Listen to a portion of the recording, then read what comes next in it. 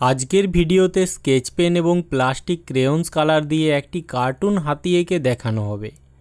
আমি direct sketch pen দিয়ে পুরো হাতিটিকে প্রথমে ড্রয়িং করে নিয়ে ক্রেয়ন্স কালার দিয়ে রং করব। ডাইরেক্ট স্কেচ পেন দিয়ে ড্রয়িং করার সুবিধাটা কী বা কেন আমরা ডাইরেক্ট স্কেচ পেন দিয়ে ড্রয়িং করব, এই বিষয়টা আমি আগেও কিছু ভিডিওতে বলেছি।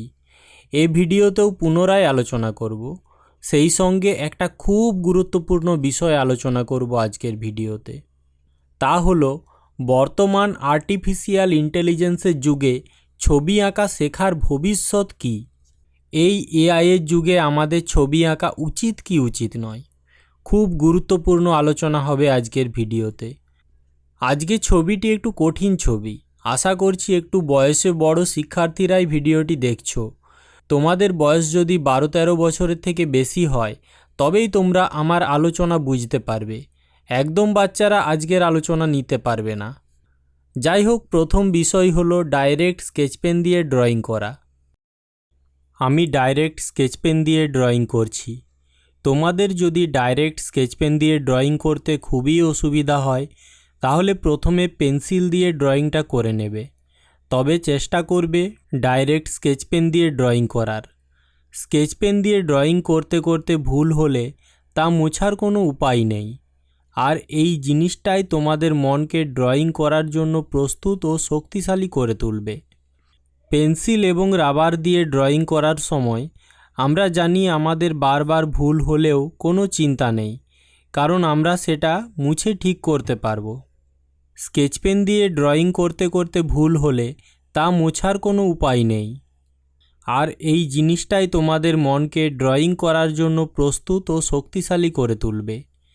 পেন্সিল এবং রাবার দিয়ে ড্রয়িং করার সময় আমরা জানি আমাদের বারবার ভুল হলেও কোনো চিন্তা নেই, কারণ আমরা সেটা মুছে ঠিক করতে পারবো।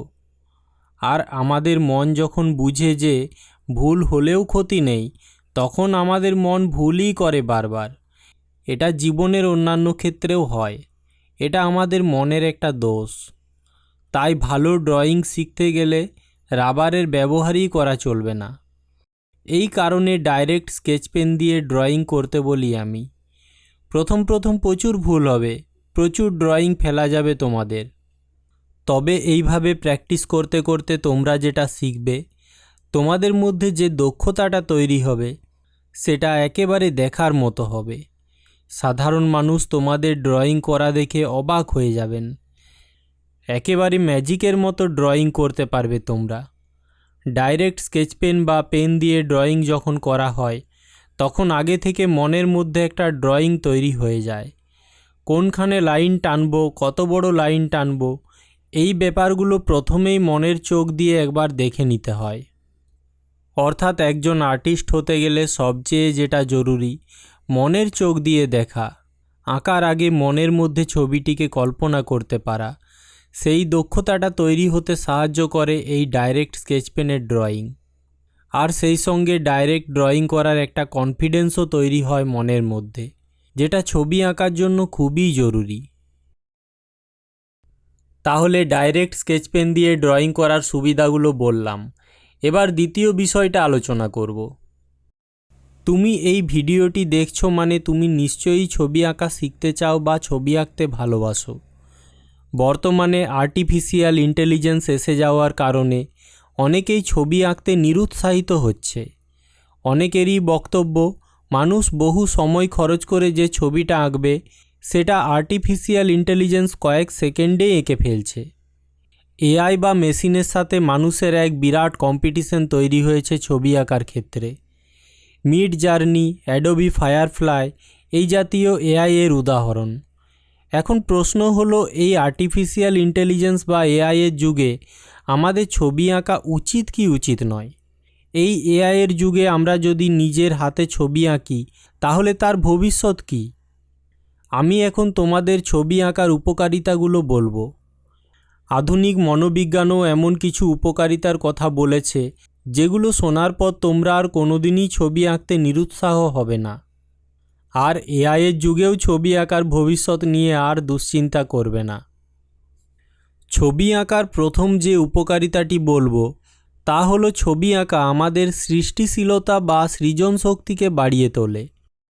আমরা যখনই আমাদের হাতে পেন্সিল বা রং বা ব্রাশ ধরি আর সামনে থাকে ড্রয়িং খাতা বা ক্যানভাস, তখনই আমাদের মন মনে মনে ছবির কল্পনা শুরু করে দেয়।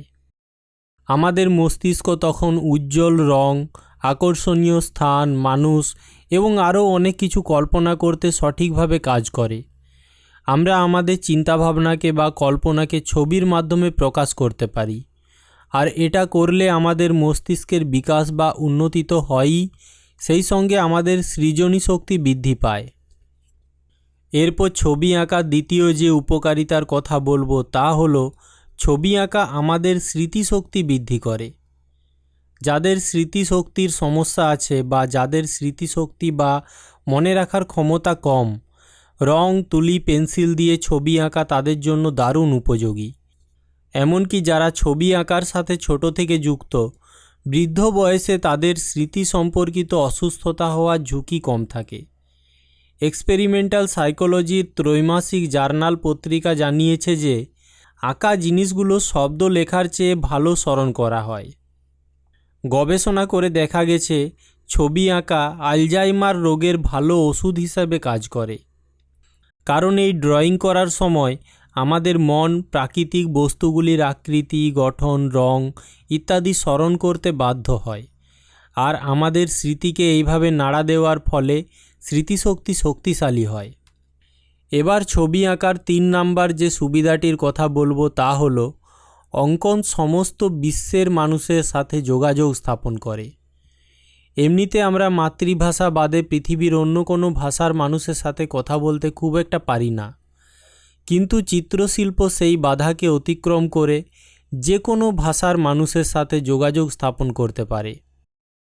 একজন শিল্পীর চিন্তাভাবনা বা মনের আবেগ অনুভূতিগুলি পৃথিবীর যে কোনো ভাষার যে কোনো স্থানের মানুষের সাথে গভীরভাবে সম্পর্ক স্থাপন করতে পারে। এরপর চতুর্থ যে গুণাগুণটির কথা বলবো তা হলো বিলাটেরাল কোঅর্ডিনেশন বা দ্বিপাক্ষিক সমন্বয়, অর্থাৎ এমন কিছু কাজ যেগুলো করতে আমাদের উভয় হাত বা উভয় পা একসাথে দরকার হয়। সাধারণত বিশেষ চাহিদা সম্পন্ন শিশুরা একসাথে উভয় হাত বা পাকে ব্যবহার করতে পারে না বা তাদের পক্ষে কঠিন হয়ে দাঁড়ায়, কিন্তু শিল্প এই বিলাটেরাল কোঅর্ডিনেশনের বিকাশে মুখ্য ভূমিকা পালন করে। কারুশিল্প বা চারুশিল্পে পেন্টিং, পেপার কাটিং, ড্রয়িং ইত্যাদি কাজের জন্য উভয় হাত ব্যবহার করা প্রয়োজন এবং তাই বিলাটেরাল কোঅর্ডিনেশন বিকাশে সাহায্য করে। 2 হাত পা মিলিয়ে লাফদড়ি বা স্কিপিং, কিবোর্ডে 2 হাত দিয়ে টাইপিং করা, এইসব কাজও ড্রয়িংয়ের মতো বিলাটেরাল কোঅর্ডিনেশনের বিকাশে সাহায্য করে। এরপর 5 নম্বর যে গুণাগুণটির কথা বলবো তা হলো ছবি আঁকা আমাদের ফাইন মোটর স্কিলকে বাড়িয়ে তোলে। মোটর স্কিল হলো এমন কিছু কাজ যেগুলো করতে একসাথে আমাদের শরীরের স্নায়ুতন্ত্র, পেশি এবং মস্তিষ্ককে কাজ করতে হয়। ফাইন মোটর স্কিলের উদাহরণ হলো পিয়ানো বাজানো, জুতোর ফিতা বাঁধা, দাঁত ব্রাশ করা, হিন্দুদের পূজা করার সময় এক হাতে আরতি প্রদীপ দোলানো, আরেক হাতে ঘণ্টা বাজানো ইত্যাদি। ছবি আঁকার সময় পেন্সিলে স্ট্রোক দেওয়া, ব্রাশ চালানো ইত্যাদি কাজগুলো মোটর স্কিলকে বাড়িয়ে তোলে। একই সাথে স্নায়ুতন্ত্র, হাতের পেশি, মস্তিষ্কের সমন্বয় ঘটায়, এমনকি চোখের সাথে হাতের এক বিশেষ সম্পর্ক তৈরি করে। এরপর 6 নম্বর যে গুণাগুণ বা উপকারিতার কথা বলবো তা হলো ছবি আঁকা আমাদের আত্মবিশ্বাস এবং আত্মসম্মান বৃদ্ধি করে। ছবি আঁকা প্রতি মুহূর্তে নতুন নতুন অ্যাচিভমেন্ট এবং অগ্রগতির দিকে নিয়ে যায়। প্রতিটি নতুন ছবি সৃষ্টি একজন শিল্পী তার নিজের মনের উপর আস্থা অর্জন করতে পারেন, যা একটি খুবই পজিটিভ মনোবল তৈরি করে। এছাড়াও ছবি এঁকে শিল্পীরা তাদের শিল্পকর্মের জন্য সমাজে স্বীকৃতি এবং প্রশংসা পায়, তাদের সম্মান বৃদ্ধি পায়। আর সম্মান হলো এমন এক জিনিস যা টাকা দিয়ে কেনা যায় না, নিজের কর্ম দিয়ে তা অর্জন করতে হয়। এই সম্মান প্রাপ্তিই একজন শিল্পীর জীবনের আসল প্রাপ্তি। এরপর 7 নম্বর যে সুবিধার কথা বলবো তা হলো ছবি আঁকা সমস্যা সমাধান ও জটিল উন্নত চিন্তাভাবনা করতে সহায়তা করে। একটি সাদা কাগজ থেকে একটি সুন্দর ছবি গড়ে তোলার জন্য যে কল্পনা ও পর্যবেক্ষণ শক্তির প্রয়োজন তা অবশ্যই একজন শিল্পীর জটিল উন্নত চিন্তাভাবনার প্রতীক। একটি ছবি সৃষ্টি করতে হলে প্রচুর পরীক্ষা নিরীক্ষা এবং ভুল ত্রুটির মধ্যে দিয়ে এগিয়ে যেতে হয়। নতুন কিছু সৃষ্টি করার জন্য নতুন কিছু ভাবতে হয়। এইভাবে শিল্পীর মন সমস্যা সমাধান ও উন্নত চিন্তাভাবনা করতে সমর্থ হয়। এরপর 8 নম্বর যে সুবিধার কথা বলবো তা হলো অঙ্কন মানসিক দুশ্চিন্তা বা চাপ থেকে মুক্তি দেয়। ছবি আঁকার সময় মন যেহেতু অন্যান্য চিন্তাভাবনা থেকে মুক্ত হয়ে কেবলমাত্র ছবির মধ্যে কেন্দ্রীভূত থাকে, সেই কারণে আমাদের মন চাপ মুক্ত থাকে। আবার ছবি আঁকতে সময়ও লাগে অনেক, তাই একটা দীর্ঘ সময় ধরে মন চাপমুক্ত থেকে ধৈর্য সহকারে শান্তির সাথে ছবি আঁকে। তাই মানসিক দুশ্চিন্তা থেকে বা চাপ থেকে মুক্তি পাওয়ার সাথে সাথে মনের ধৈর্য বাড়ে এবং মন শান্ত থাকে, যা জীবনের অন্যান্য দিকে এগিয়ে যেতে অনেক সাহায্য করে। এরপর 9 নম্বর বেনিফিটের কথা বলি। ছবি আঁকা আমাদের ব্রেনকে হেলদি রাখে এবং ব্রেনের যে ধূসর গোলাপি অংশ সেটাকে অ্যাক্টিভেট করে তোলে। ছবি আঁকার সময় আমাদের ব্রেনের বিভিন্ন অঙ্গগুলিকে কাজ করতে হয়, ফলে ব্রেনের ওই অঙ্গগুলির ব্যায়াম হয় এবং সুস্থ থাকে।